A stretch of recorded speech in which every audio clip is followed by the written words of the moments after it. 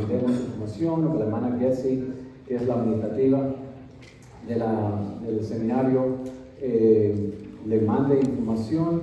Getsi, ponte de pie, porque no creo que te han conocido. Esta hermana ha ayudado mucho. Un aplauso a ella, al ministerio. Tiene habilidades administradoras increíbles, pero más grandes que sus habilidades administradoras y su corazón ministerial. Y ha ayudado mucho en haber nacido mucho. Si usted quiere información sobre nuestro seminario, puede escribir su nombre ahí, con mucho gusto. Tenemos el próximo libro, nosotros usamos 10 libros en el transcurso de 2 a 3 años. El curso es en línea, usted no tiene que ir a ningún lugar, todo es en línea. Ahora en junio empezamos con el volumen 4, que es la predicación expositiva y la obra pastoral. Y en septiembre empezamos con la doctrina cristiana, un libro de teología. Así que si quieren más información, hable con ella va a estar ahí al final y puede darle su información. Entonces continuamos ahora con la segunda parte de la conferencia, Jesús, los evangelios y otros escritos. Y la objeción aquí es la siguiente. Y como dije anteriormente, cada una de estas secciones de este seminario usted puede entonces elaborarla por parte de horas, cada una de ellas, pero lo estamos haciendo de manera limitada. Entonces la objeción aquí es que los evangelios son el producto de la iglesia del primer siglo que elevó a Jesús a un ser divino. Déjame repetir.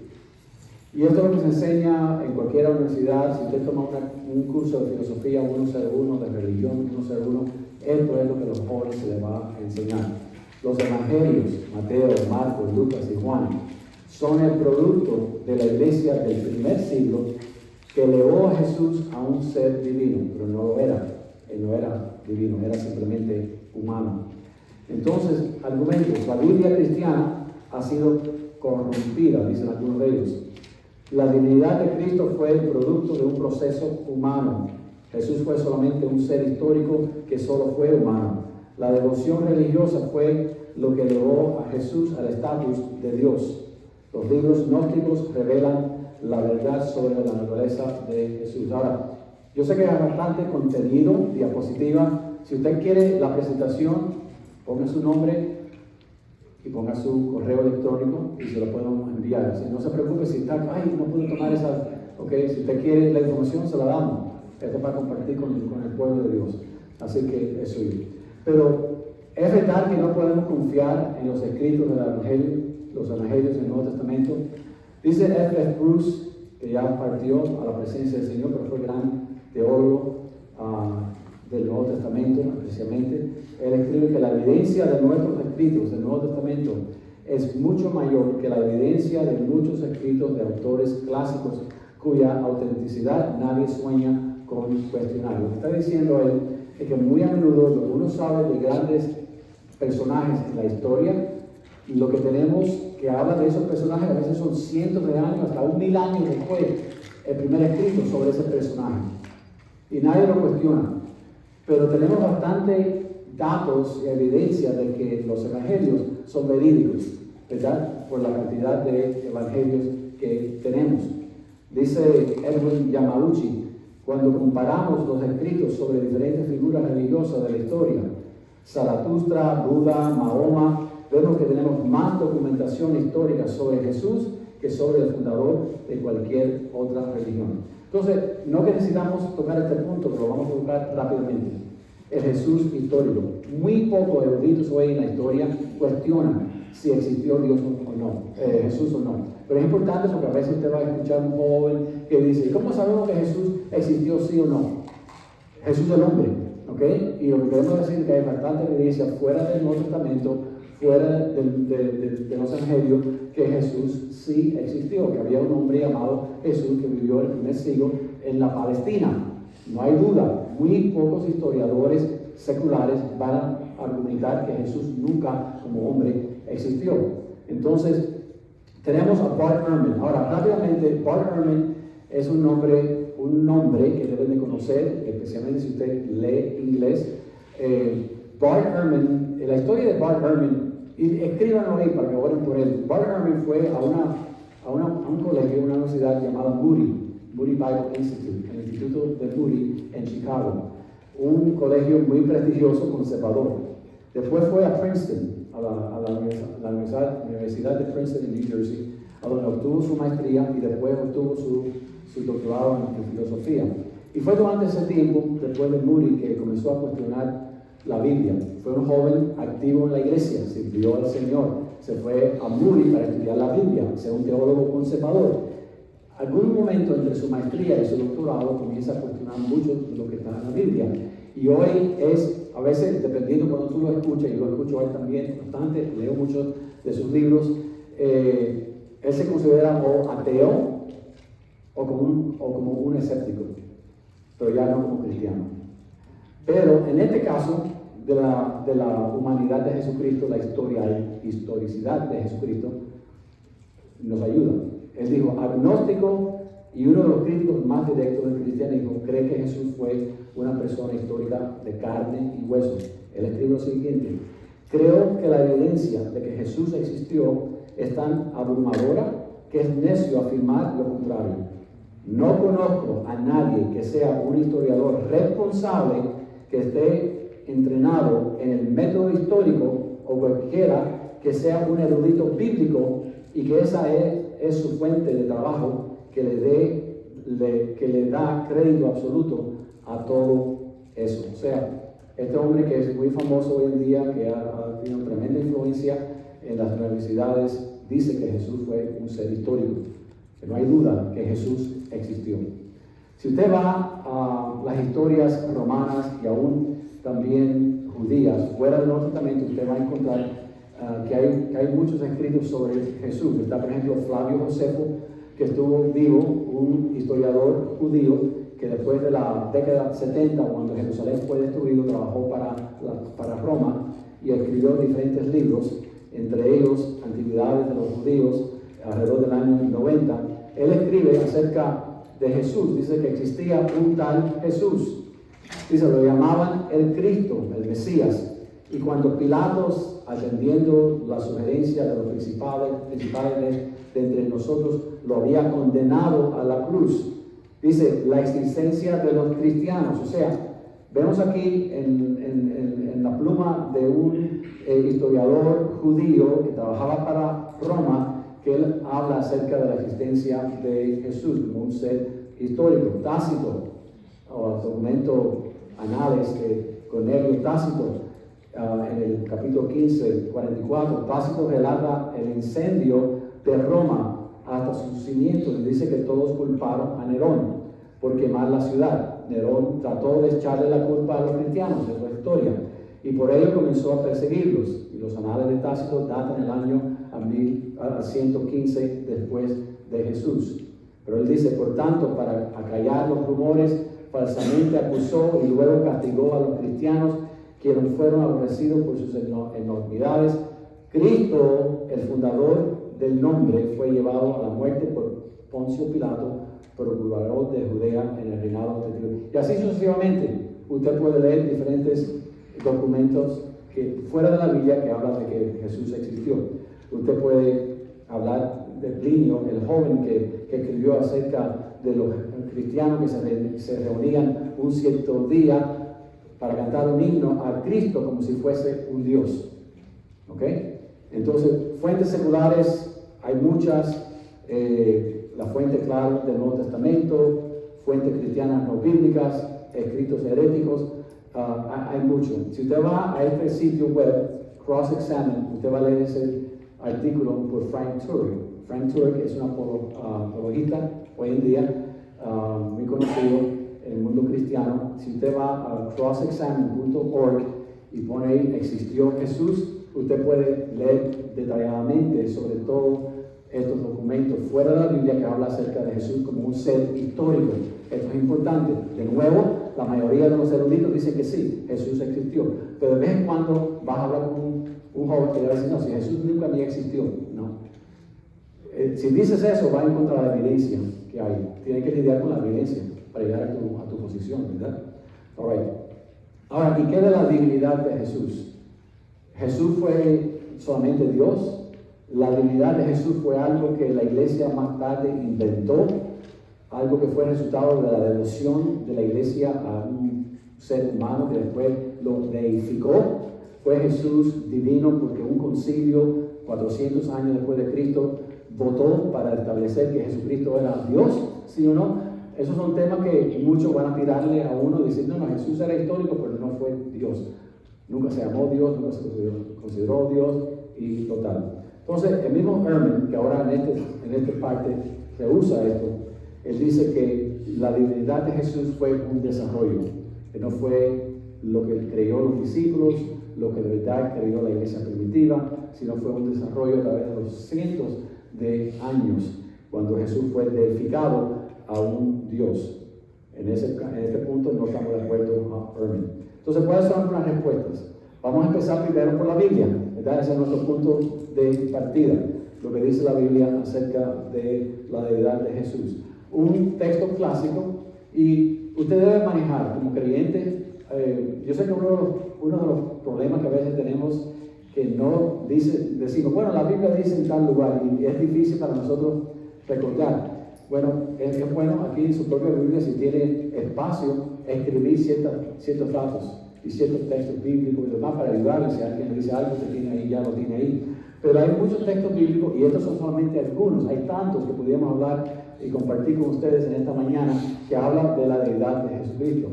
Pero Juan 1:3, en el principio era el verbo, el logos, y el verbo era con Dios, y el verbo era Dios. Ahora, a los testigos de Jehová les encanta poner el artículo indefinido.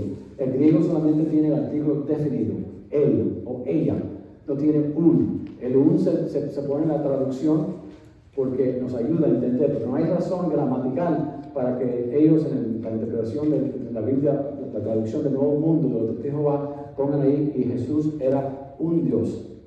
No hay evidencia gramatical para decir eso. La Biblia dice, y el verbo era Dios. Este era el principio con Dios, y todas las cosas, no todas las otras cosas, sino todas las cosas. Si todas las cosas fueron creadas por Jesús, entonces Jesús no pudo ser creado, porque Él es el creador de todas las cosas.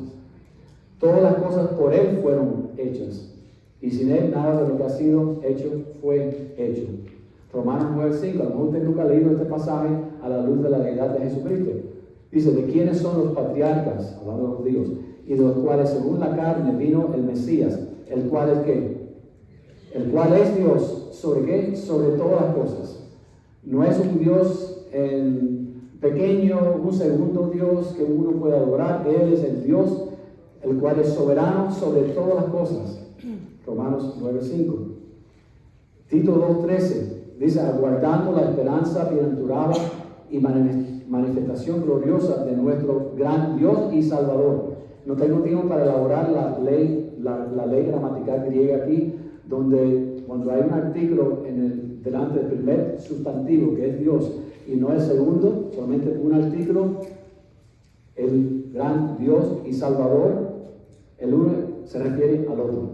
Cuando dice aquí el gran Dios y Salvador, equivale a decir que el Dios es Salvador y el Salvador es Dios. ¿Y quién es Dios y Salvador? ¿Qué dice? Jesucristo. Entonces, este es un texto excelente para la deidad de Jesucristo. También, Hebreos 1:3, que hace poco en nuestro seminario estudiamos este pasaje. Dios, habiendo hablado muchas veces y de muchas maneras en otro tiempo a los padres, por los profetas, en estos posteriores días, nos ha hablado por el Hijo, a quien constituyó heredero de todo y por quien asimismo hizo el universo, el cual, siendo el resplandor de su gloria y la imagen misma de su sustancia o de su naturaleza, quien sustenta todas las cosas con la palabra de su poder. Entonces, Hebreos 1 también nos enseña que Jesús no solamente Dios, no solamente hombre, pero también Dios. Y otro texto que para usted, a lo mejor la primera vez que usted lo conecta con la deidad de Jesús, que aparece igual en la Biblia, la traducción del Nuevo Mundo de los testigos de Jehová, es 1 Juan 5:20. Entonces dice, pero sabemos que el Hijo de Dios ha venido y nos ha dado entendimiento para conocer al que es verdadero. Y estamos en el verdadero. ¿En su qué? En su Hijo Jesucristo. Este es el verdadero Dios y la vida eterna. O sea, en Jesucristo tenemos vida eterna. Juan 17:3. Conocer al único, la vida eterna es conocer al único Dios verdadero y a su Hijo que Él envió. Y dice aquí que Jesucristo es el verdadero Dios. O sea, no hay duda que el Nuevo Testamento enseña la deidad de Jesús. Lo vemos en su conducta, en sus atributos, en lo que hizo, en la adoración que recibió. Hay muchas razones por las cuales podemos decir categóricamente que Jesucristo es el Dios hombre. No hay duda sobre eso. En el libro How God Became Jesus, Michael Bird escribe esto: Jesús nunca llegó a ser Dios, siempre fue Dios y se hizo hombre, el hombre Jesús de Nazaret. O sea, el Dios encarnado, la Virgen María, como dice la palabra en Juan 1, 12 y 14. Entonces, déjame cruzar aquí. Cuando yo trabajaba para la Universidad de Trinity, Trinity es una universidad en Chicago que tiene diferentes sedes en la Florida, y yo era el director del trabajo de maestría. Yo le dije a ellos: miren, la película de Da Vinci Code va a salir. Este es el momento para entonces nosotros como seminario y universidad comenzar a hacer promoción y conferencias sobre este libro de Da Vinci Code. Y así fue un éxito. Estuvimos en varias iglesias, fuimos a la Universidad Internacional de la Florida, hicimos una presentación ahí con los estudiantes, fue tremendo. Y me recuerdo la primera vez que tuve en contacto con una joven que estaba leyendo este libro. Fui a pelarme y estaba una joven, su novio le estaban pelando, y ella estaba ahí leyendo el libro, Da Vinci Code. Y yo le dije: ¿qué te parece del libro Da Vinci Code? Y dijo: excelente, como he aprendido acerca de la iglesia y la historia de la iglesia. A mí me gustó mucho el libro, me fascinó, me lo leí de primera página hasta final. Léalo si te quiere. El problema que tengo con el libro fue la primera página. Cuando Dan Brown dice que todo lo que está en el libro es verídico de acuerdo a la historia de la iglesia. Y es una falsedad. Lo que él dice ahí es sobre la iglesia, el manejo de la iglesia, sobre la persona de Jesucristo, sobre los evangelios, no es cierto.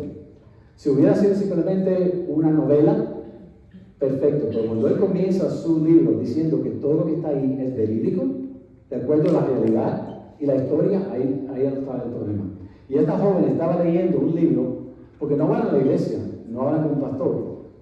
Durante la Navidad y durante la resurrección, PBS y todos estos canales comienzan a poner todos estos programas especiales sobre Jesús, los libros gnósticos y todo eso, y la gente dice: wow, increíble. Y tienen millones de personas que están viendo todo esto. Y que están aprendiendo acerca de Jesús, la palabra de Dios, la historia de estos programas, pero no están yendo a un pastor, no están yendo a alguien que está documentado para decirle: ha pensado esto o está equivocado. ¿Por qué? Por esta razón. ¿Entiendes? Entonces esa joven había aprendido la Biblia leyendo un libro. Entonces, el libro de Dan Brown, de Da Vinci Code, una de las cosas que dice es que en el concilio, en la historia de la iglesia ha habido 7 grandes concilios. Y uno de los concilios más grandes que tomó lugar fue en la parte norte de Turquía, en una ciudad llamada Nicea, donde vinieron cientos de teólogos de la iglesia en ese momento. Y vinieron por diferentes razones. Pero lo que dice el libro es que ellos afirmaron y votaron decir que Jesucristo es Dios. Y eso no es lo que pasó en ese concilio. La divinidad de Cristo fue un invento, dice el libro, político creado por el concilio de Nicea, que estaba dirigido por el emperador Constantino. En el año 325, en el año 313 o 312 tiene Constantino una revelación en una guerra, en camino hacia una guerra, y dice que vio una imagen de la cruz en el cielo y ahí se convierte.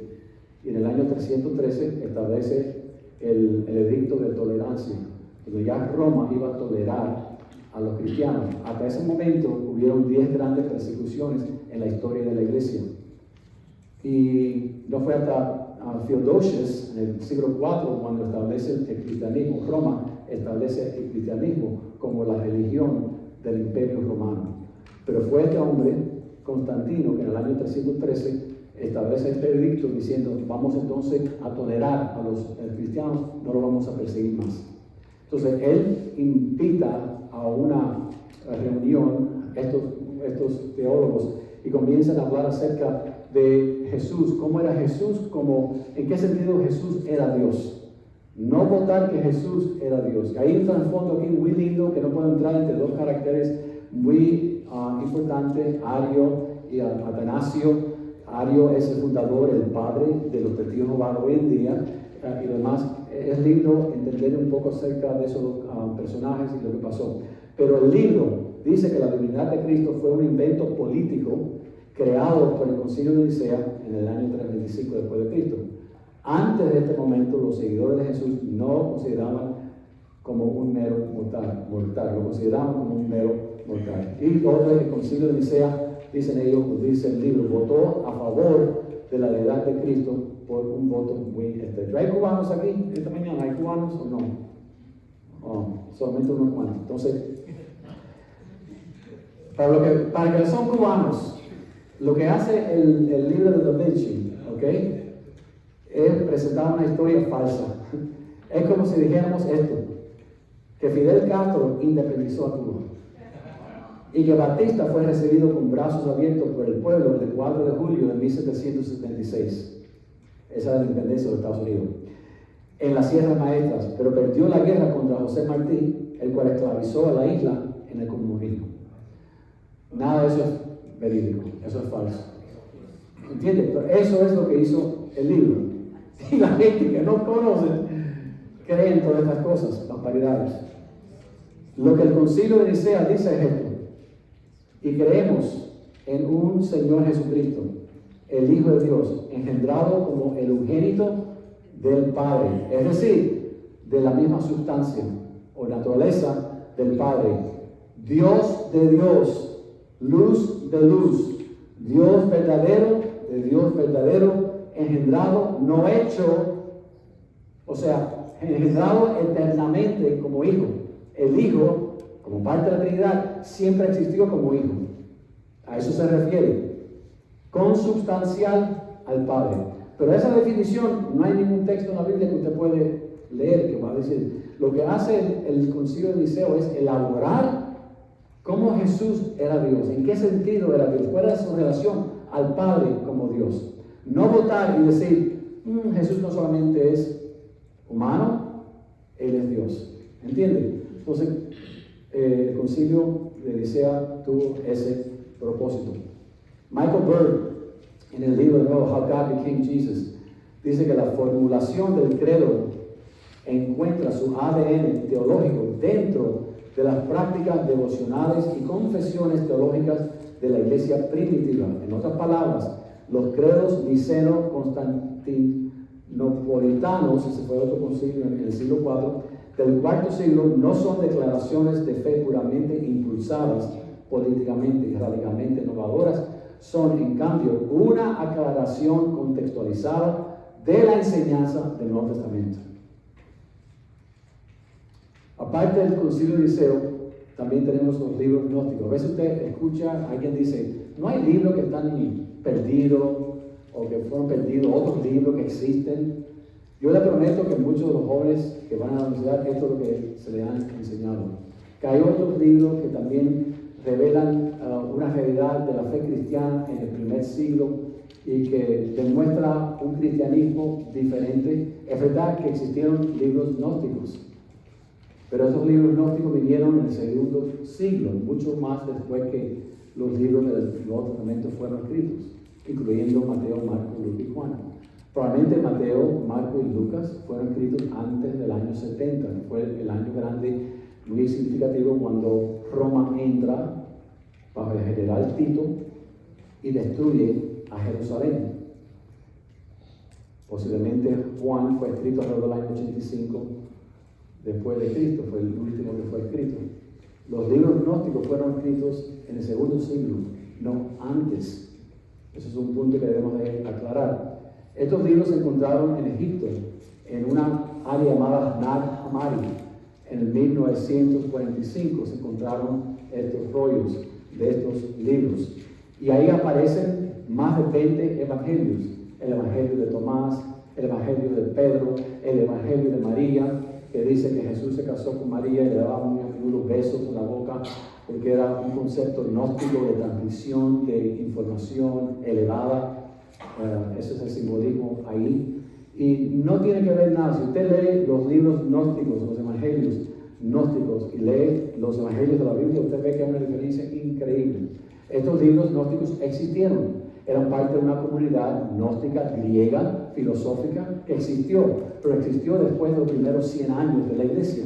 Existió después de que los 4 evangelios fueron escritos y todos los 27 libros del Nuevo Testamento fueron escritos. Apocalipsis siendo el último libro que fue escrito alrededor del año 95-96 después de Cristo. O sea, sí existieron. Si alguien me dice, esos libros no existían, eso fue invención de alguien recientemente. No. Igual que el Dead Sea Scroll, los rollos del Mar Muerto que fueron encontrados en el año 1947, son reales, son históricos, de antes del tiempo de Jesús, ¿verdad? De la misma manera, estos libros gnósticos existieron, pero vinieron después de los 27 libros que tenemos en el Nuevo Testamento. Eso es un punto que usted debe de grabar en su mente si alguien viene. El gnosticismo viene de la palabra griega gnosis, que significa conocer.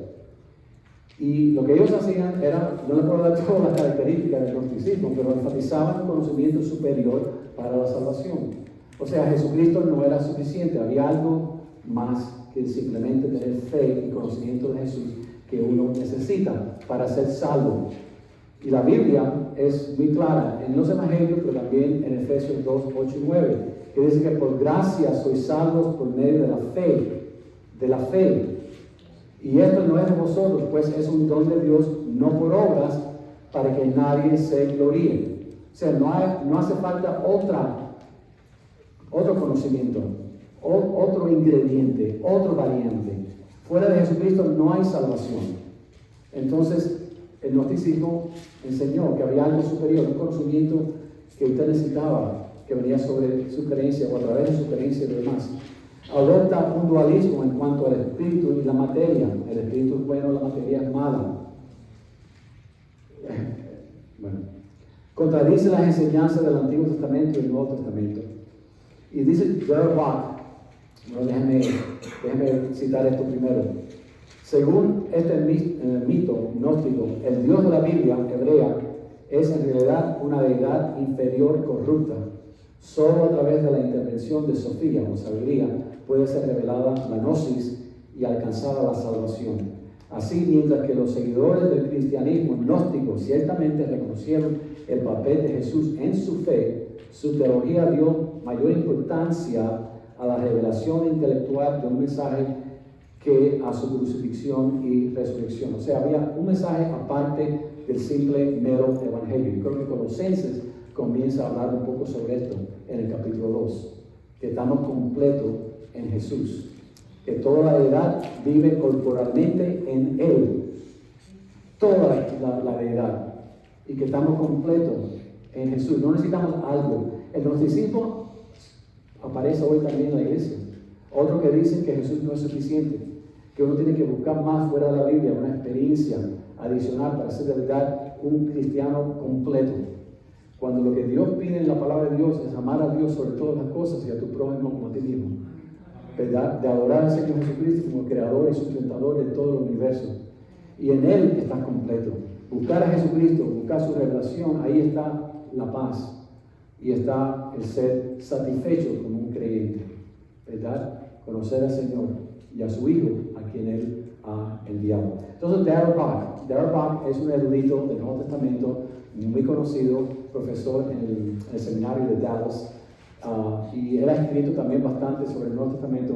Si usted quiere aprender un poco sobre los libros gnósticos, mejor que este libro no vas a encontrar. Se llama The Missing Gospel. No sé si está en español o no, pero si esto es algo que le interesa y usted quiere conocer un poco sobre esto, este libro excelente, The Missing Gospels, por Darrell Bach. Pero algunas de las creencias básicas del primer siglo del cristianismo eran estas. Y cualquier otra literatura que venía después tenía que ser filtrada por medio de estas creencias básicas que la iglesia sostenía.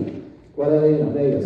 Primero, la negación de que los gentiles tienen que convertirse en judíos.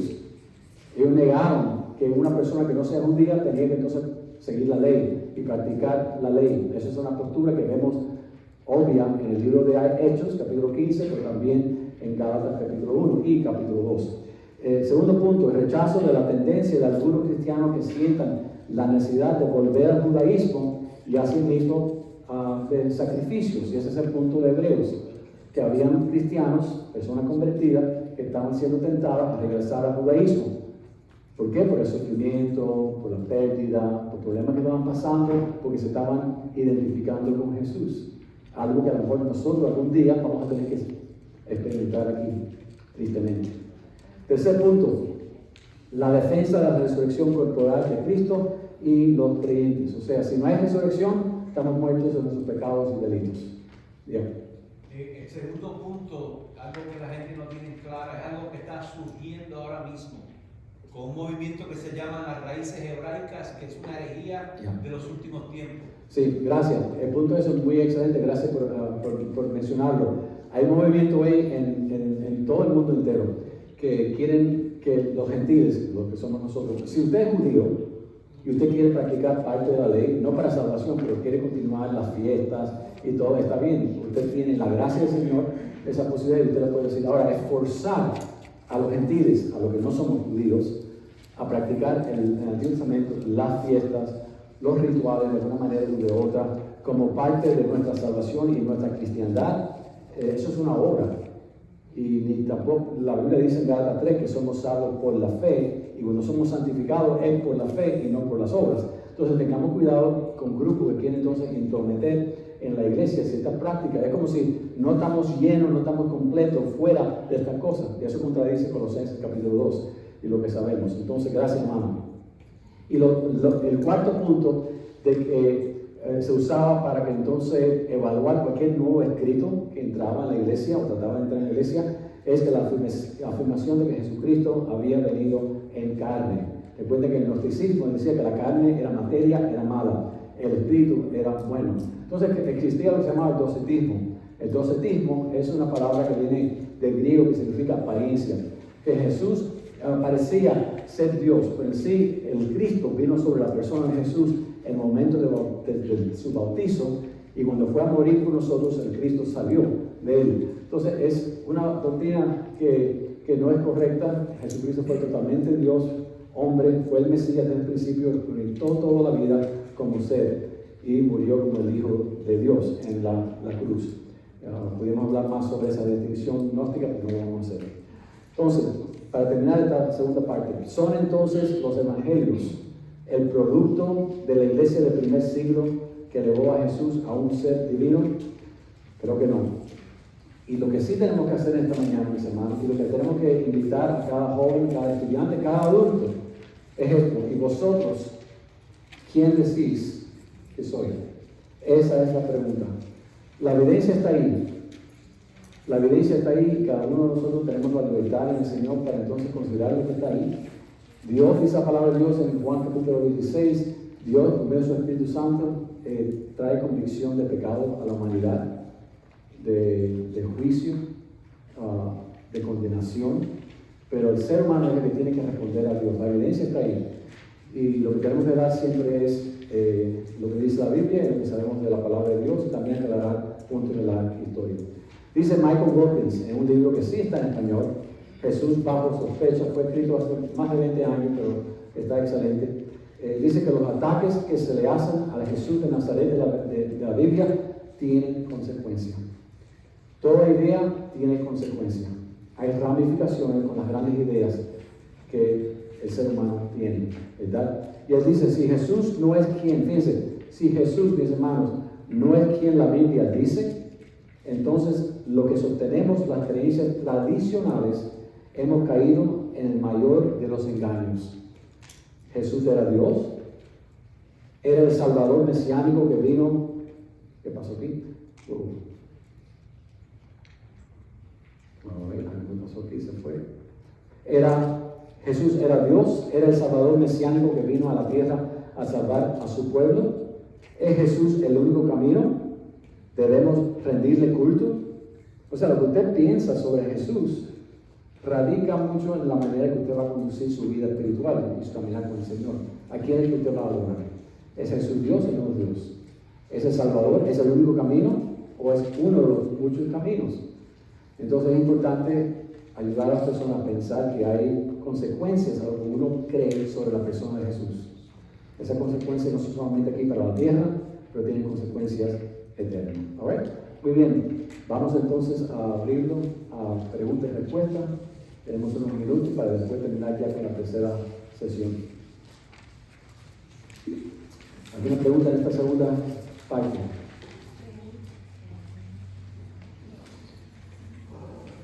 Alright.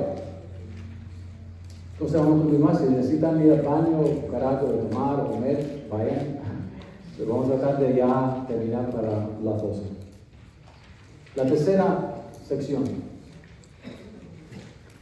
La Biblia y el desafío LGBTIQ. Lo que quiero hacer aquí es tratar de demostrar cómo algunos líderes en la iglesia y fuera de la iglesia, pero que son homosexuales y creen que esa vida es aprobada por Dios. ¿Cómo interpretan 3 versículos del Antiguo Testamento y 3 versículos del Nuevo Testamento, que son los textos bíblicos claves para esto? Si pueden influenciar duda de esos textos bíblicos, entonces eso va a traer un sentido legítimo, darle un sentido legítimo a sus prácticas. Si nos podemos mover, y aquí estamos hablando de líderes en la iglesia, no estoy refiriendo tanto a las personas de afuera que no creen en la Biblia, que no creen en Cristo. Ahora me quiero referir que dentro de la iglesia, y ese es parte del problema que estamos teniendo. Miren, lo que está pasando hoy en día, hay dos. Si usted ve el cristianismo hoy en día, el cristianismo hoy, vamos a hablar de los Estados Unidos, está dividido entre el cristianismo conservador y progresista. Y en términos de número de personas total, no que las iglesias no estén creciendo, pero el número total, el grupo conservador de cristianos está disminuyendo. Y el que está incrementando es un mundo evangélico, no evangélico, pero llamado cristiano progresista. Y dentro de las iglesias, entonces tenemos jóvenes pastores, se llaman pastores, que se dicen ser creyentes. Si son regenerados o no, solamente Dios sabe eso. Y mi oración es que si son, que se arrepientan y regresen al Señor. Pero están usando hoy para influenciar a muchos en la iglesia para pensar de que nosotros, nuestras interpretaciones tradicionales de estos textos claves, nos hemos equivocado. Y en lugar de ayudar, estamos trayendo más consecuencias negativas a la iglesia porque estamos cerrando las puertas, tenemos que abrir las puertas. ¿Okay? Entonces, ¿qué dicen? Objeción. Los cristianos han mal interpretado textos claves en la Biblia y han sido fuente de dolor emocional para un grupo marginalizado. Es verdad, están marginalizados en un sentido, o lo eran, porque hoy en día no creo que lo son ya, porque cuando dicen algo, o reclaman algo, o protestan, todo el mundo se calla, tiene influencia en todo nivel, la política, en las corporaciones, en todo, la influencia es increíble. Pero no hay razón, ¿okay?, para dudar de la influencia que estamos viendo en nuestra cultura hoy en día. El punto que una persona trans puede también ser una madre. Y esto lo dice, un hombre que se cree mujer puede ser una madre. Cuando un joven cristiano lleva un pullover a su escuela que dice solamente existen 2 géneros, ese muchacho es atacado, silenciado, y ahora ese caso está en la corte hoy en día, si tiene el derecho o no. ¿Por qué? Porque de acuerdo a ello, Dios es amor. Y si Dios es amor, entonces el amor es amor. No importa dónde viene, a quién se lo da y quién te lo da. El amor es de Dios y Dios es amor y amor es amor. No importa la fuente. Entonces, y lo que me da miedo son las estadísticas que yo dije al principio, que el 30% de los jóvenes cristianos que están en nuestra iglesia caen en el espectro de la LGBTIQ. Y 1 de 4 jóvenes en el pueblo general también. Entonces, esto es algo que está incrementando. Y piensa un momento, cuando usted era joven, you wanted to fit in, peer pressure. Tú querías estar parte del grupo, hacer lo que sea del grupo, te identificaba. Yo me recuerdo que cuando yo era en los 70, en la edad de los discos, y yo tenía unos pantalones que se llamaban bell bottom aquí en los Estados Unidos. Bell bottom era que bajaban abajo y después se abrían al final. Y los tacones eran así, los hombres estaban poniendo tacones así, y yo me lo ponía, era parte, ¿ok? Entonces, ¿qué pasa? que muchas veces lo que está sucediendo es que yo quiero ser parte del muchacho, del grupo, y los grupos que yo conozco, las amigas mías, los amigos míos creen de una cierta manera, yo quiero encajar. Lo que estoy mirando 9 horas al día me están diciendo que esto está bien, me están animando a proceder de una cierta manera. Entonces, por eso yo dije que esa estadística, que vamos a tratar de ayudar a nuestros jóvenes a pensar bien, porque para la edad de 18, el 80% se va a dar cuenta, hey, yo sé quién soy, yo soy hombre, soy mujer. Pero hasta entonces, hay muchos factores que están influenciando a nuestra juventud. ¿Okay? Entonces, y lo triste es que muchos, y eso es otro fenómeno que no entiendo, pastores, muchos líderes grandes en nuestra sociedad están ahora dejando la verdad ortodoxa, conservadora, y ahora están a favor de estas vidas, y están queriendo que le perdonen por haber dicho lo contrario. Por ejemplo, en los años 90, cuando yo era pastor de jóvenes, este hombre, Joshua Harris, estaba muy popular. Él escribió un libro, I Kissed Dating Goodbye. Él decía, no debes de salir con ninguna muchacha a menos que tú sepas que esa muchacha va a ser tu esposa. No gastes el tiempo saliendo con diferentes muchachos, muchachas. O sea, cuando llega el momento del noviazgo es para seriedad. Y él se casó después y todo. Y ese movimiento de abstinencia increíble en las iglesias en los años, décadas de los 90. Y recientemente, hace unos años atrás, este hombre que Dios usó grandemente, se casó, después se divorció, dijo esto, en su disculpa al grupo LGTBQ, me arrepiento de estar en contra del matrimonio igualitario, por no afirmarte a ti y a tu lugar en la iglesia. Nadie está diciendo que ellos no tienen lugar en la iglesia.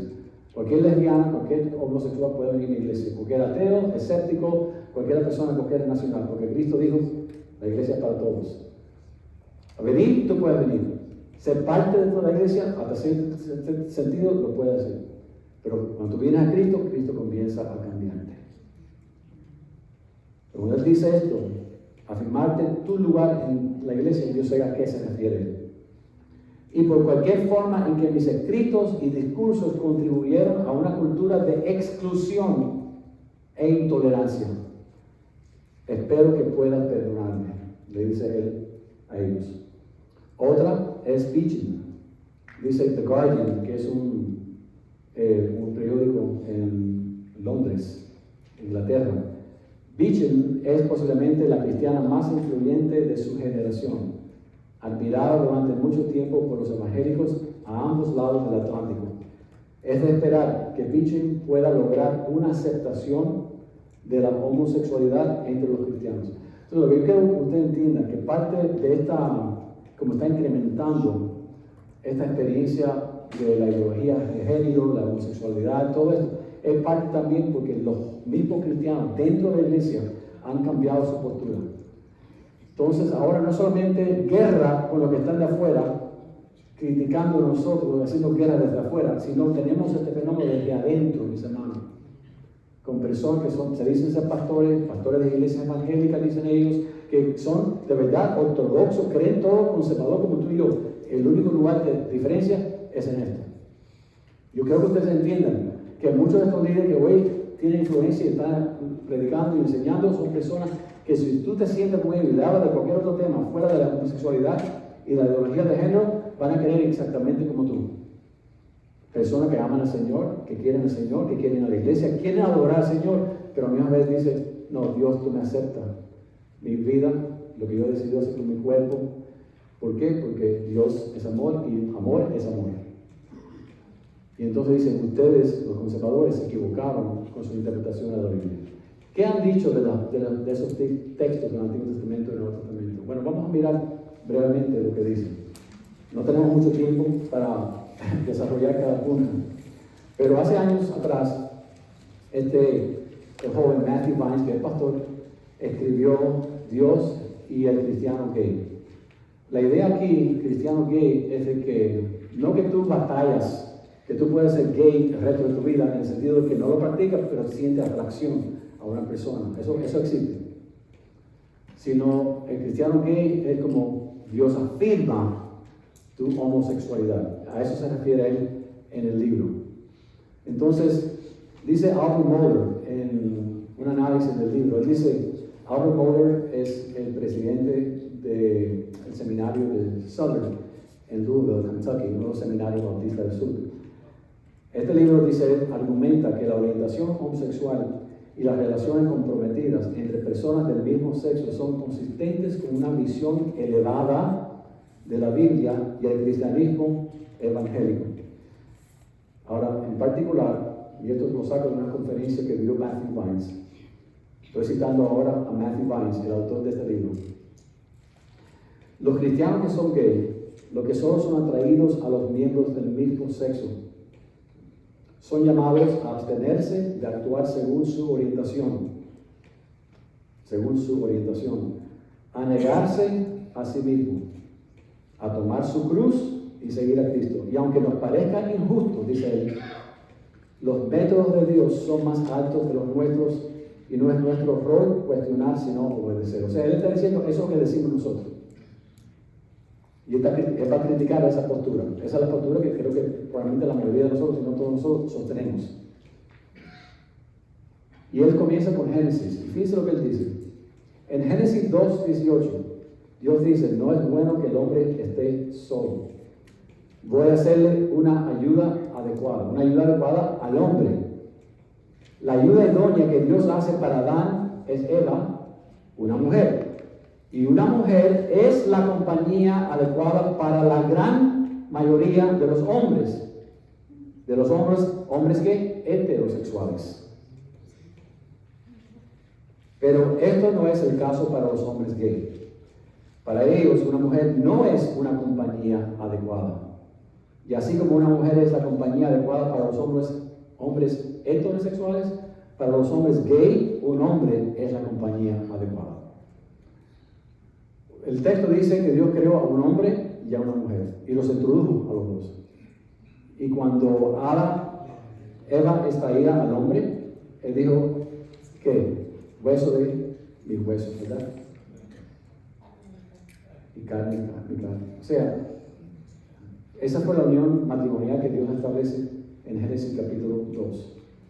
Y dice, lo mismo es cierto para las mujeres lesbianas. Para ellas, otra mujer lesbiana es la compañía adecuada. Esto es el ejemplo clásico de qué? No de exégesis, sino de eisegesis. Estas dos palabras las enseñamos en nuestro seminario. Exégesis es dejar que su interpretación del texto fluya del texto, lo que dice el texto, siguiendo las leyes gramaticales, históricas, ¿verdad? Eisegesis son dos preposiciones griegas, una ek hacia afuera, is o eis hacia adentro. Es cuando usted interpone su propia interpretación. Yo creo que lo que está haciendo Matthew Vines ahí en Génesis capítulo 2 es eisegesis y no exégesis, porque eso no aparece en el contexto. A sostener la interpretación tradicional, dice él, estamos contradiciendo las propias enseñanzas de la Biblia. La Biblia, dice que esa interpretación nuestra contradice a la Biblia. Dice, la Biblia enseña que no es bueno que el hombre se vea obligado a estar solo. Y sin embargo, es lo que estamos enseñando. Él nos critica y dice que nosotros estamos enseñando algo que contradice la Biblia. La Biblia dice que no es bueno que un hombre esté solo, que una mujer esté solo. Pero eso se refiere a personas heterosexuales, no a ellos que tienen. Ustedes saben que el homosexualismo, igual que la prostitución, ha existido por toda la historia. Cuando yo era joven, conocí a algunos. Pero lo que está pasando hoy, yo creo que es el fenómeno de la sociedad, del movimiento social, de los medios sociales, que está aumentando este pensamiento en los jóvenes que de nuevo son tiernos, están todavía lidiando con su propia sexualidad.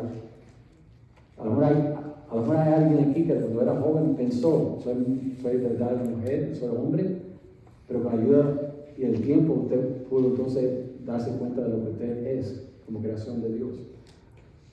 Pero yo creo que lo que estamos viendo, como está incrementando la velocidad, es por la influencia que estamos teniendo en la cultura. Moore dice, de nuevo un comentario sobre el libro y este argumento, dice, su argumento principal es que la Biblia simplemente no tiene categorías sobre la orientación sexual. Por lo tanto, cuando la Biblia condena actos entre personas del mismo sexo, en realidad está condenando el exceso sexual. O sea, el argumento que van a dar es este. Si es una pareja monógama, es correcto. Si tú amas a un hombre y él le es fiel, o una mujer y él le es fiel, eso es lo que Dios aprueba. No es promiscuidad. Eso es lo que Dios está en contra. Dicen ellos, de la manera que ellos explican esos textos bíblicos. Mi pregunta a lo que él dice ahí es esta. ¿Por qué existe el silencio en la Biblia sobre la orientación sexual? Él dice que no aparece. Yo voy a preguntar, ¿y por qué es que la Biblia no habla sobre eso? Si es una parte del ser humano y Dios ama a la humanidad y quiere lo mejor para la humanidad, ¿por qué Dios no hubiera tenido en las tinieblas por miles de años en su revelación de la palabra de Dios? Él dice que la Biblia no habla de la orientación sexual. Yo voy a preguntar, ¿y por qué es que la Biblia no habla de la orientación sexual? Si es verdad que la humanidad siempre ha lidiado con esto y ha sufrido, ¿por qué no aclararlo en la Biblia? Si la Biblia es el manual para vida, para fe y para vida, ¿por qué no aclararlo? Segundo, la Biblia no habla de orientación sexual porque prohíbe tal práctica con las enseñanzas claras del sexo heterosexual. Y Jesús, que pudo haber miles de años después de la creación dicho algo para aliviar este problema, ¿qué dice Jesús? En Mateo 19, por esto el hombre dejará a ¿quién? Padre y madre, y se unirá a ¿quién? A su mujer, y los dos serán una sola carne. O sea, el mismo Jesús, lleno de compasión, pudo haber entonces aliviado este dilema para muchas personas. ¿Y qué de Sodoma y Gomorra? Bueno, él dice en el pasaje, los hombres de Sodoma amenazan con una violación colectiva a los ángeles que visitaban a Lot, quienes habían llegado en forma de hombres. Existe una gran diferencia, dice, entre las acciones violentas y coercitivas con las relaciones consensuales, monógamas y amorosas. Entonces, la interpretación de él para la destrucción de Sodoma y Gomorra es que lo que Dios está enfatizando y la razón por la cual él destruye Sodoma y Gomorra es por la violencia que estos hombres quisieron hacer, no el acto homosexual. Eso no tiene que ver nada con la destrucción de estas dos ciudades. La violación colectiva de hombres hacia hombres fue utilizada como táctica común de humillación en las guerras y lo demás. El punto era humillar para vencer. Pero respuesta de nuevo a esto. Si lo que la Biblia quiere resaltar es la amenaza de la violación sexual y no el homosexualismo como pecado, ¿por qué entonces Lot ofrece a su hija a los hombres? Si usted se recuerda el recuento ahí, él ofrece a sus dos hijas a los hombres. ¿No fue esta oferta un acto de amenaza, de violación hacia una persona inocente? Y Dios no juzgó a Lot, sino a los hombres.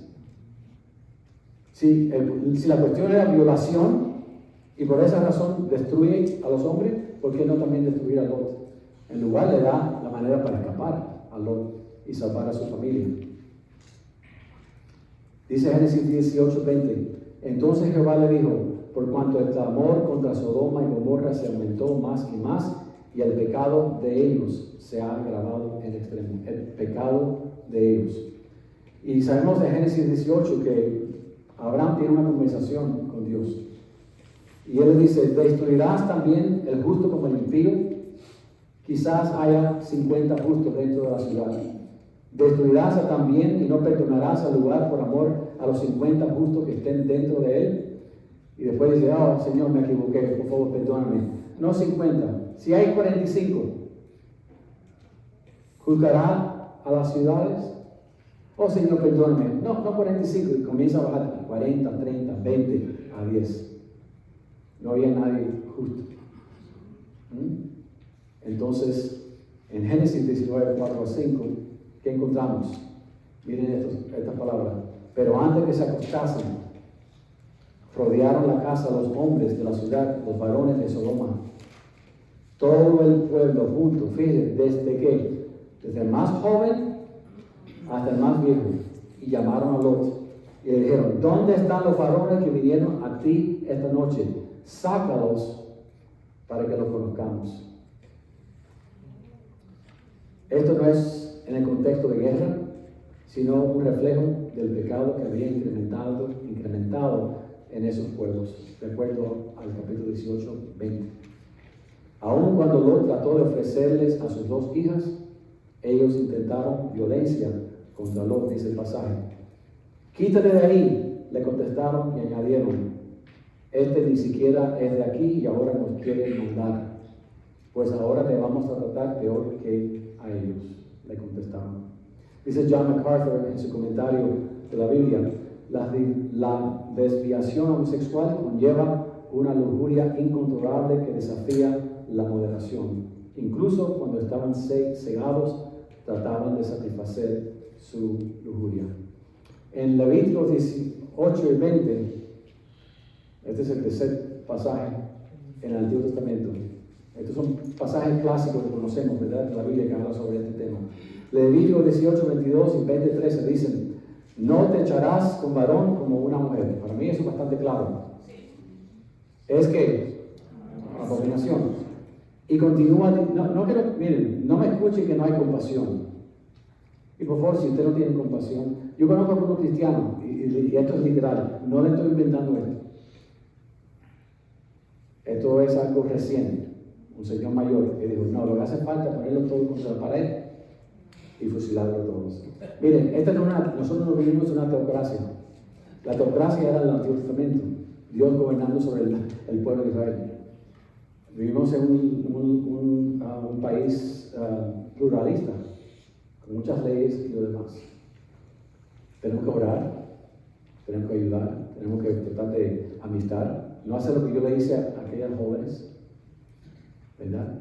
Y hacer una X si nos acercamos. Porque esa vida lleva a controlar todo tu ser. Y para salir de ese estilo de vida, puede tomar décadas, como dije yo anteriormente. Tenemos que tener compasión. Muchas veces la iglesia no ha sentido compasión y ha demostrado compasión. Y él continúa diciendo, si alguno se ayuntare con varón como con mujer, abominación hicieron, dice la palabra. Ambos ha de ser muertos, sobre ellos será su sangre.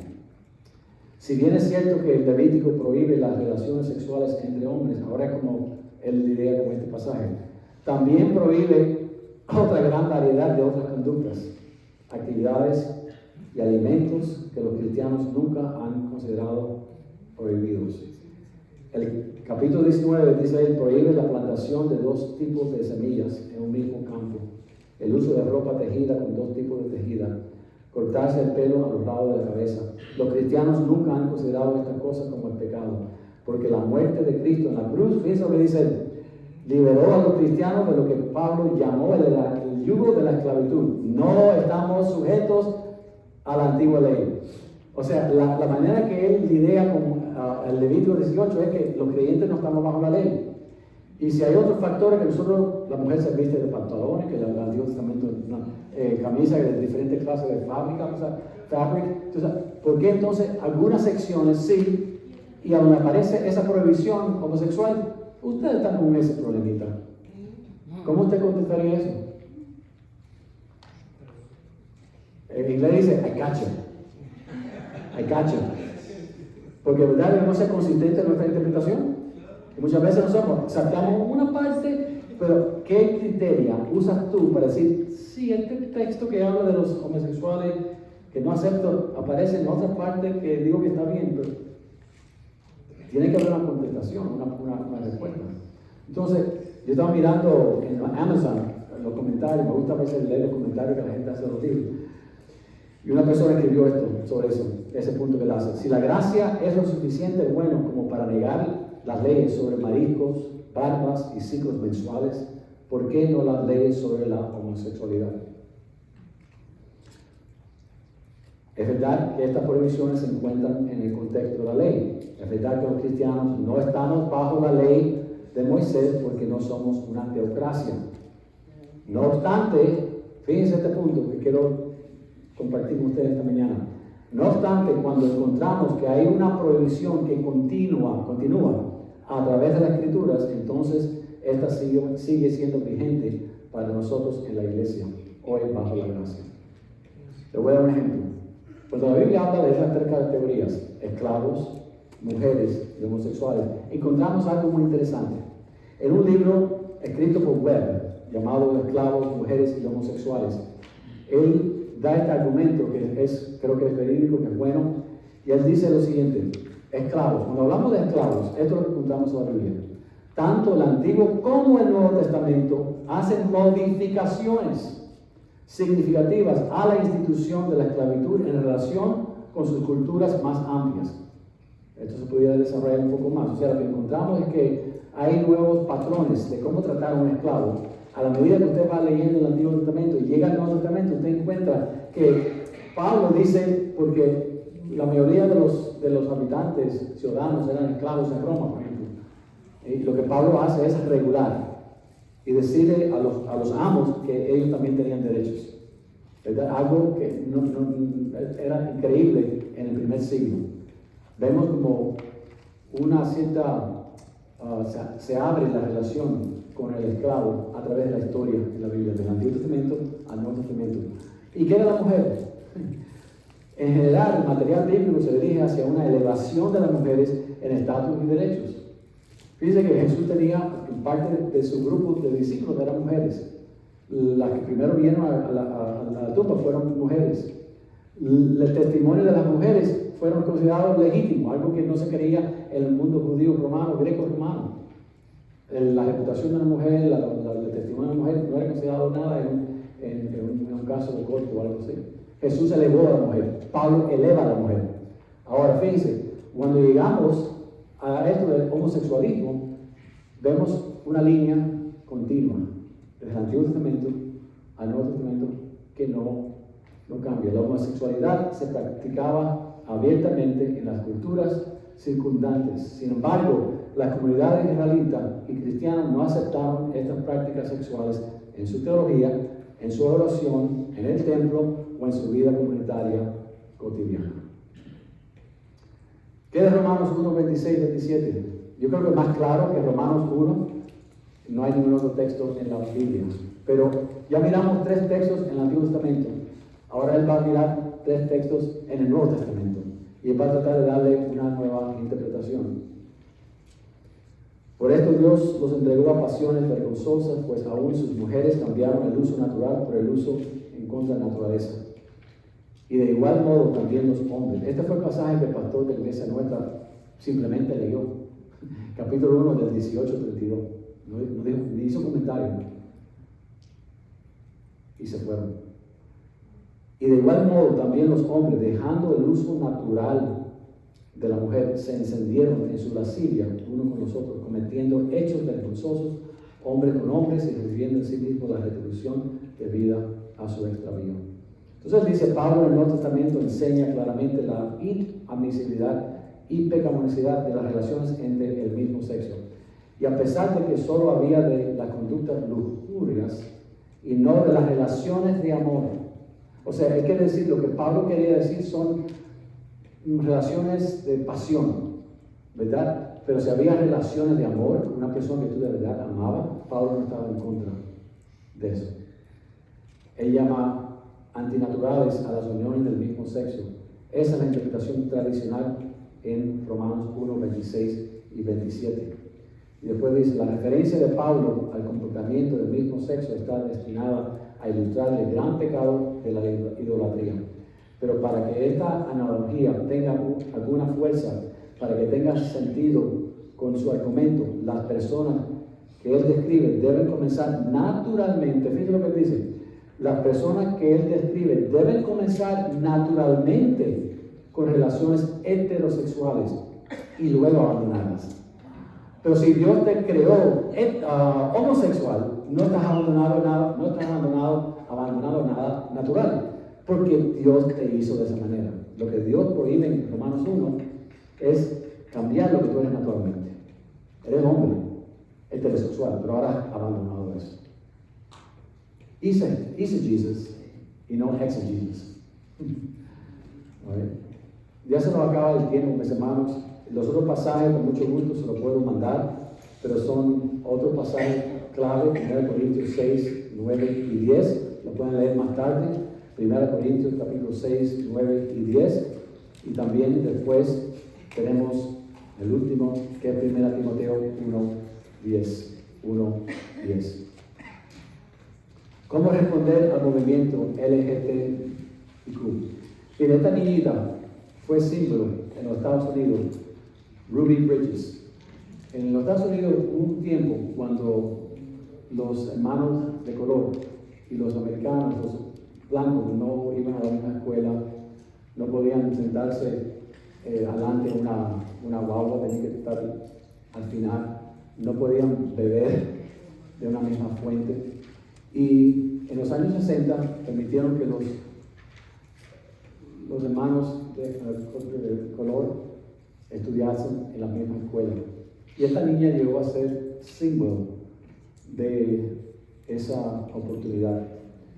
Pero en lugar de recibir a los niños de color en las escuelas, los mismos padres blancos y muchos de ellos cristianos protestaron. Y hay una imagen, aparte de esta, muy significativa en este movimiento de los años 60, y es esta. Y ahí usted verá letreros que dicen solamente blancos en la escuela. Un buen grupo de americanos blancos rechazaron la integración de estudiantes de color en sus escuelas bíblicas. Y muchos de estos americanos blancos eran cristianos. Y lo que muchos están diciendo es, tengamos cuidado con la iglesia, que no vayamos a cometer otra vez el mismo error. Claro, están usando esto del racismo para argumentar de la ideología del género, para decir que la iglesia está en el lugar equivocado otra vez. Los cristianos blancos se equivocaron en los años 60 y ahora están en punto de equivocarse otra vez. En lugar de cerrar la puerta, como hicieron los americanos a la escuela, a los niños de color, la iglesia debe abrir la puerta a todas estas personas. En un sentido debemos abrir la puerta de la iglesia, pero en otro sentido no la podemos abrir. ¿Qué debemos hacer? Nos quedan 5 minutos. Primero, vivir con un espíritu de redención hacia todos los seres humanos, incluyendo lo que se identifican como LGBTQ. Segundo, aprender a ver todo ser humano por medio de los lentes de Dios, que son de creación, reconociendo que todos hemos sido creados a la imagen de Dios. Si usted ve a una persona y usted ve de conducta y usted siente como un sentido áspero, que repugna, en lugar de ver a esa persona como Dios la ve, entonces usted no entiende que todo ser humano es creado a la imagen de Dios. Todos. El ateo, el escéptico, el heterosexual, el homosexual, el que sigue esta filosofía de la ideología del género, todos somos igual. Somos hijos de Dios por creación, no hijos de Dios por regeneración, pero somos hijos de Dios por creación. La humanidad entera considera a Dios como el Padre, dice la palabra de Dios. Tercero, que no toleremos abuso o falta de respeto hacia esta comunidad, protegiendo su derecho de vivir libremente en una sociedad pluralista. No somos una teocracia. Cuando este hermano dijo esta palabra, vamos a fusilarlo todo. Let's just gun him down, you know. Get rid of this abomination. Hermano, ¿representa eso el Espíritu de Jesús o no? Ha habido mucho odio, ha habido palabras crueles que se han dicho. Toleramos ciertos chistes y no entendemos si hay alguien ahí en nuestra iglesia o en nuestro grupo que está experimentando algo o está viviendo de esa manera o es creyente y quiere ser fiel a Cristo pero no sabe cómo. Y por nuestro comentario estamos como aplastando más a esa persona. ¿Qué más? Tratar de iniciar conversaciones evangelísticas en el contexto de relaciones amistosas, con mucha paciencia, amor y esperanza. Dios tiene que obrar en sus corazones mientras que nosotros somos los instrumentos de su gracia. Si usted espera básicamente presentar el evangelio y que esa persona acepte a Cristo enseguida, probablemente no va a pasar. Va a ser una amistad donde usted de verdad demuestra amor hacia esa persona. Usted sostiene su posición, pero usted demuestra amor y compasión. ¿Okay? Podemos afirmar una ética cristiana mientras que a la misma vez reconocemos la lucha espiritual y la intolerancia hacia los seguidores de Cristo. Otro punto muy importante, proveer ejemplos cristianos de matrimonio y familias felices en el Señor. Lo antídoto es esta: familia cristiana que se aman, esposos que aman a su esposa, la aman como Cristo amó a la iglesia, hermanas que aman a su esposo, los respetan, hijos, familias unidas, y demostrar el valor que la Biblia enseña sobre la institución matrimonial. Hay esperanza por medio del Evangelio del Señor Jesucristo, y muchos de ellos no saben esto. Hoy en el sitio web hay muchos ejemplos. Por ejemplo, hay este sitio, se llama Change Movement. Usted puede ir ahí a changemovement.com y ahí usted verá testimonio de personas que están saliendo de este estilo de vida. Está Kim Zember, que habla también acerca de su vida. Ella vivió 12 años como lesbiana. Empezó alrededor del año cuando tenía 18 años. Ya Cristo la ha sanado, no vive en ese estilo de vida, escribió este libro, y ella dice algunas cosas a la iglesia hoy en día. Ella dice que a ella le dijeron: haz lo que tú quieras, aún dentro de la iglesia. Le dijeron: el amor es amor, y Dios te ama. Como diciendo, tú tienes que ser verdadera a ti y a lo que tú sientes. Escucha tu corazón. No, la Biblia no dice escucha tu corazón. La Biblia dice guarda tu corazón. Que son dos cosas diferentes. Guarda tu corazón, protect it, but don't listen to it.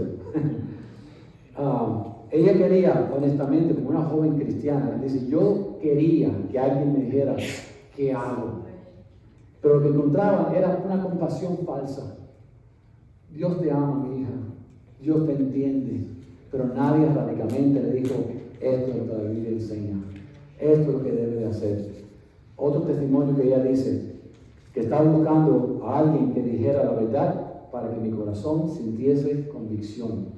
La convicción generalmente conduce a cambio. Pero si usted no predica la verdad, ¿dónde va a venir la convicción? O sea, ella está diciendo a la iglesia: no tengan miedo de herir a una persona. ¿Sabe que la palabra de Dios en Proverbios 15:1 dice: la blanda respuesta quita la ira, pero la respuesta áspera hace subir el furor? No es lo que se dice, es como se dice.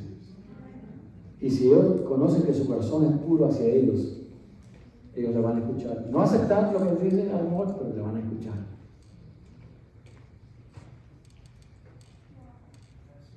¿Qué más dijo en su libro? Dice: necesitaba saber que hay esperanza. Fíjate que esta es una joven de 18 años, lesbiana, se convierte en lesbiana, tenía tendencia, después vivió como lesbiana por 12 años.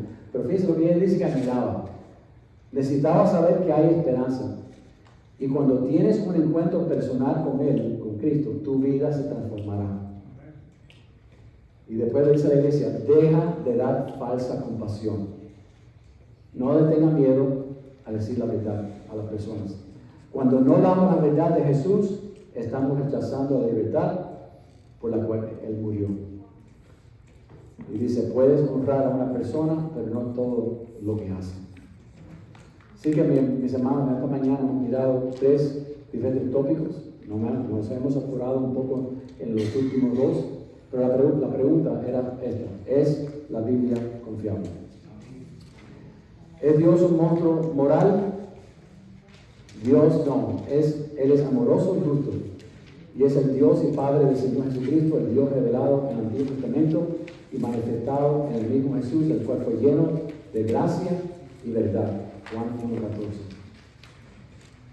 ¿Jesús fue solamente humano? No, Jesús fue un personaje histórico, pero era y es el Dios hombre, el cual fue reconocido por los discípulos y la iglesia primitiva como el Hijo de Dios, al cual en el Nuevo Testamento y en los Evangelios y las Epístolas nos enseñan a que lo adoremos como Dios.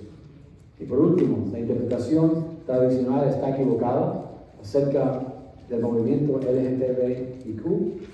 La crisis en la ideología del género y la vida homosexual es el resultado de un abandono de la creencia en la inspiración de la Biblia y la verdad absoluta, lo cual ha sido reemplazada con la verdad pragmática y personal o grupal. Cada cual hace lo que es correcto en sus propios ojos. La Biblia es confiable y tenemos respuestas para esta generación. Si usted lee inglés y quiere un buen libro para sus jóvenes, este libro es excelente. 10 preguntas que cada joven debe de preguntar sobre y responder sobre el cristianismo. Se los recomiendo para ustedes, para que lo lean junto con sus jóvenes o para que ellos lo lean y después compartan con ustedes qué es lo que están leyendo. ¿Right? Muy bien, preguntas, ya terminamos, ya son las 12:02, 3 minutos, pero ya terminamos aquí. Quiero saber si hay alguna pregunta sobre esta última parte o cualquier cosa que hemos dicho. Ya. Entonces, si viene una pareja homosexual a su iglesia solicitando que los case, ¿habría que casarlo? No. Tenemos todavía protección constitucional para decir no, hasta ahora. Hasta ahora. Pero saben que hay un movimiento político izquierdista que quiere cambiar la constitución. No respetan la primera constitución, primera enmienda, la segunda. Entonces, hay un problema. Cuando ustedes vayan a votar el año que viene, hagan con buena conciencia, pero recuerden siempre la consecuencia del voto. Y si usted es ciudadano de los Estados Unidos y tiene el voto, úselo.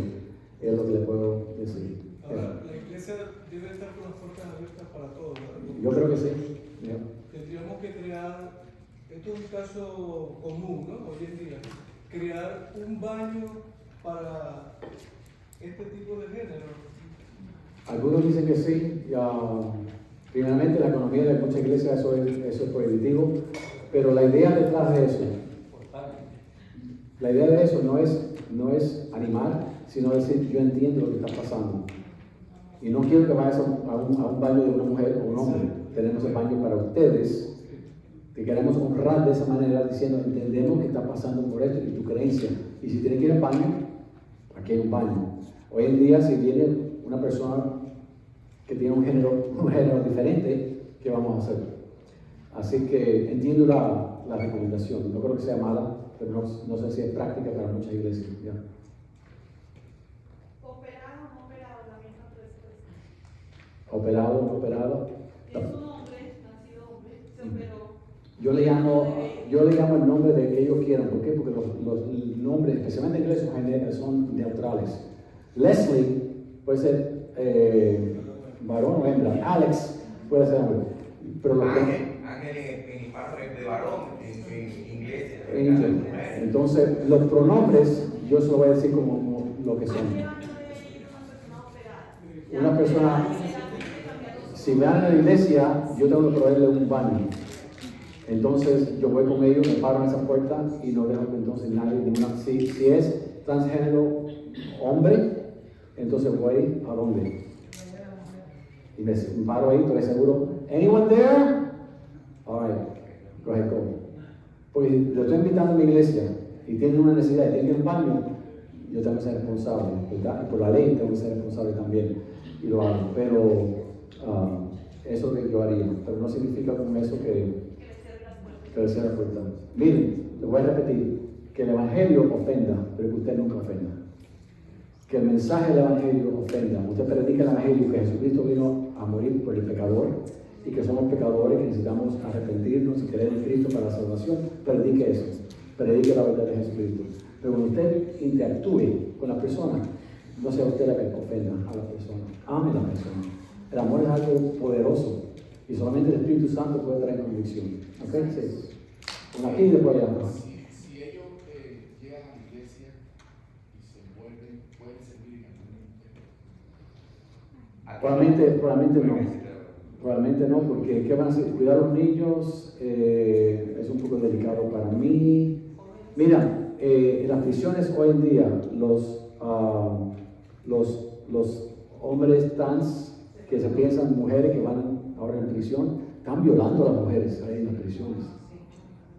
Tú sabes, entonces, tú te puedes hacer un cambio, pero hay miles de células que tendrían que ser cambiadas en ti para tú poder solucionar el problema. La gente cree que con una transición física, orgánica, tú vas a cambiar el problema. La depresión es mayor entre los trans y toda esta gente que se está operando con cualquier otra persona. ¿Por qué? Y el suicidio, la tasa es alta. ¿Por qué? Porque lo que ellos quieren, creyendo que una operación o algo les va a ayudar, no puede cambiar el psiqui. Controlado por el cerebro, que está controlado por las células. Entonces están en este afán de siempre buscar y creen. Por eso que hay tantos que le han hecho operaciones y ahora tienen 18, 19, 20 años y dicen, ¿qué me hicieron mis padres? ¿Qué me hicieron médicos? Porque no tenían no tenían el medio de madurez para hacer esa. Si tú tienes 25 años, tú quieres hacer una. Perfecto, tú eres adulto, haz lo que tú quieras. Pero tenemos que combatir esto. Hoy en día,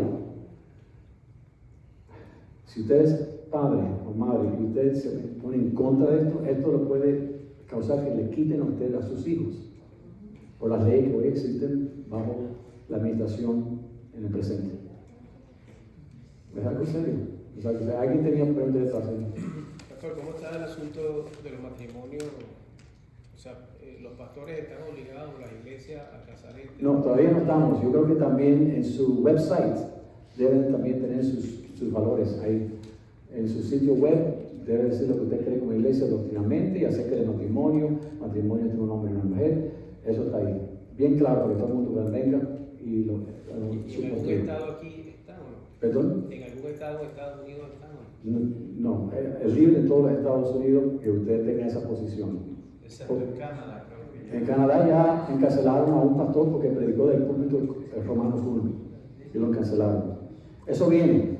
Nosotros estamos detrás de Europa como unos 50 años y estamos siguiendo casi con Canadá. Eso viene un día cuando los pastores, si vamos a ser conservadores, fieles a la palabra de Dios, y nos dicen, ¿qué crees o qué vas a predicar? Imagínate, lo único que vemos en el libro de Hechos es cuando los apóstoles dicen, yo hago lo que tú quieras, pero si me dicen no hablar de Cristo, perdona, mi rey, voy a seguir predicando desde Jesucristo. Entonces ya. Eso mismo que usted acaba de decir, preguntas y comentarios que han hecho algunos hermanos. Tuve una conferencia de pastores que un abogado nos dijo, deben ya de poder comenzar a acomodar eso en sus bylaws de la iglesia. Ya. Para cuando venga, porque va a venir.